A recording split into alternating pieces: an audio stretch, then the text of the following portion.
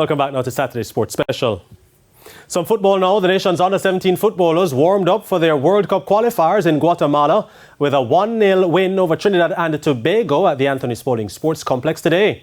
Orane Watson scored the winner for the Jamaicans in the 77th minute. The Jamaicans were presented with several scoring chances, including a penalty, which was taken by Nicholas Simmons, who kicked wide of the target. I think defensively we were good, but I think in the latter stage of the game after we scored the goal, I think we kind of sat back too far. That wasn't the instruction from us. But after playing against a home crowd, you want to hold on to that win sometimes. Team players will do that, but it's something we just have to talk about and fix. What I have been doing for the last week is a little more structured. I'm trying for goals not to leak in, because the first game we had a couple of goals scored against us, against a senior team. So I think as far as that is concerned, coming out here 1-0, not too bad. We could build on this. After the 90 minutes, both teams kicked penalties as part of the practice heading into the qualifiers.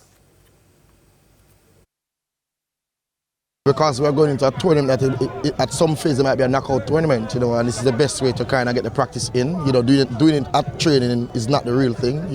Walking from the half line to the goal is the real pressure, and I think we got it right today. The boys will be in action again on Tuesday against the same opponents at St. Elizabeth Technical High School.